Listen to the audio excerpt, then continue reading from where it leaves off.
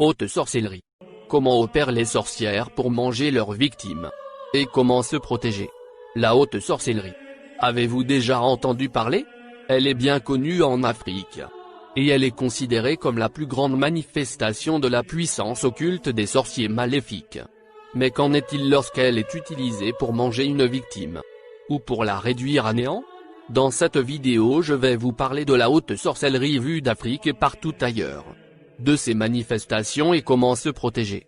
La haute sorcellerie africaine est cette science qui permet à un individu, ou un groupe de personnes grâce à certains rites secrets, de pouvoir opérer directement dans des niveaux différents des corps subtils d'un individu, pour le rendre soit malade, fou ou le réduire à néant. Mais, la haute sorcellerie peut aussi aider à guérir un malade, en opérant directement dans un des corps subtils à problème, pour équilibrer les énergies ou le nettoyer. Elle est en même temps une branche de la magie noire hautement maléfique, et de la magie blanche de guérison mystique.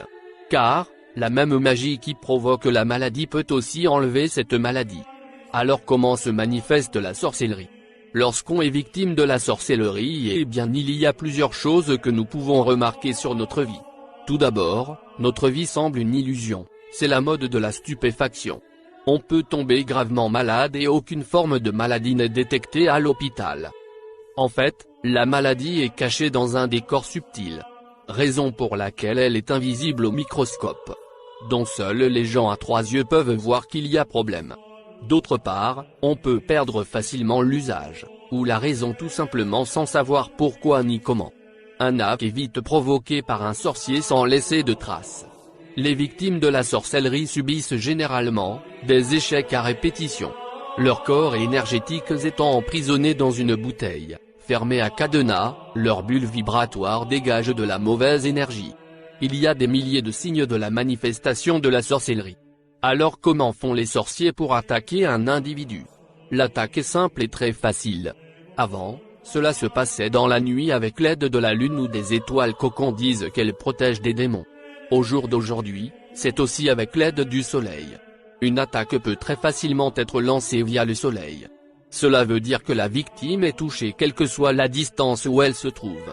Il suffit que les rayons apparaissent à cet endroit. J'ai rencontré une grande sorcière qui m'a raconté comment ils font pour manger leurs victimes. Le truc est simple. Il faut que le sorcier ait un objet, qui appartient à sa victime, pour créer un contact sur le plan subtil.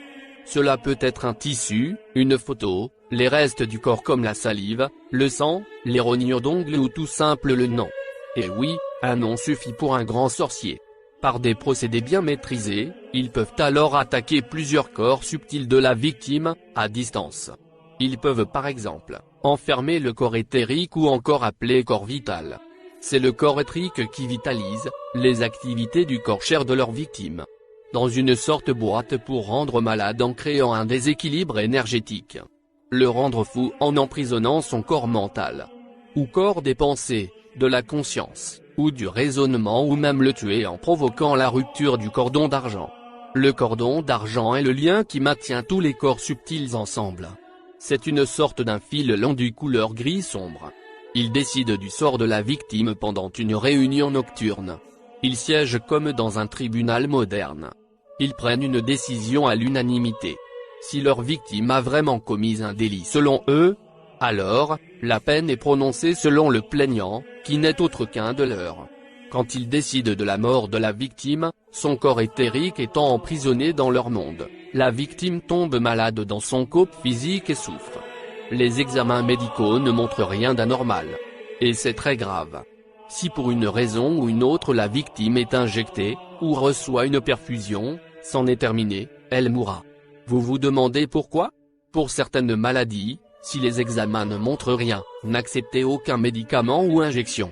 Allez-y à la médecine traditionnelle. Dans le cas où les sorciers décident de tuer leur victime, alors, ils l'abattent à mort tandis que le corps physique se meurt dans le monde physique.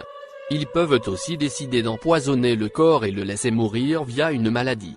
Les signes d'une mort par haute sorcellerie sont, du sang qui sort des narines, de la bouche ou des oreilles alors même qu'il n'a pas eu d'accident. Il y a aussi des accidents mortels bizarres, maux de tête insupportables qui finissent par la mort. Comment se protéger des attaques sorcières? La haute sorcellerie est très virulente et puissante. Il n'est pas facile de s'en sortir. Les simples prières ne suffisent pas parfois. Il faut du lourd. Vous pouvez vous dire, Dieu peut les vaincre. Oui, vous avez raison, mais vous aurez beau chanter et crier au nom de Dieu, de Jésus ou Allah, rien ne se passera, vous serez toujours atteint. Et pour cause, les sorciers maîtrisent la puissance avec laquelle ils travaillent. Tandis que vous dites au nom de ci et ça sans mesurer ni savoir exactement l'étendue du pouvoir, de celui que vous invoquez. Vous agissez donc avec une force que vous ne maîtrisez pas. Vos prières ne sont que des chants en l'air, en espérant avoir un supposé secours divin. Est-ce dire que la prière est à tout jamais vaine? Que non. La prière est l'arme fatale d'un croyant. Mais dans ce cas il faudra une certaine façon de prier, avec des versets et des noms divins bien choisis, pour déclencher des forces puissantes. De l'autre côté, on peut utiliser le même pouvoir que la sorcellerie pour combattre la sorcellerie. Il existe une recette simple et puissante qui permet de briser les effets d'une attaque sorcière. C'est une recette d'eau sacrée connue de tous les mystiques. Voici la recette. Il s'agira de prendre une barre de fer, qu'on mettra dans du charbon ardent et attendre que ce dernier devienne rouge. Après quoi il faudra la sortir du fer et le tremper dans un seau d'eau, en disant cette formule magique connue de tous, que la passion s'éteint en toi, comme l'eau a refroidi ce fer. Ensuite il faudra se laver de cette eau magnétisée. C'est une technique qui marche pour briser les blocages et guérir les maladies telles que l'hypertension, le diabète, le paludisme et d'autres maladies. Pour rendre cette eau encore plus puissante. Dans le cas des attaques sorcières. Dans le cas d'une attaque, il faudra pour un musulman écrire la sourate Yasin, du dernier verset vers le premier, extraire l'eau de l'écriture, et y tremper cette barre de fer chauffé. De boire et de s'en baigner avec le reste. C'est très puissant.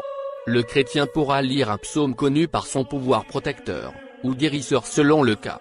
Par exemple pour la guérison, il pourra réciter les 7 psaumes de pénitence. Dans d'autres cas, on peut pratiquer le retour à l'envoyeur. Il existe des milliers de recettes à cet égard. Et partant des versets, des sourates, des noms divins, des carrés magiques de Salomon, des rituels de magie traditionnelle et autres. Voici une recette typiquement africaine pour le retour à l'envoyeur. Ingrédients, sel, du soufre jaune, Coca-Cola, le boîtier dans lequel on sort les colas. Préparation, mettre le tout dans une marmite d'eau de robinet et porter à ébullition pendant une dizaine de minutes.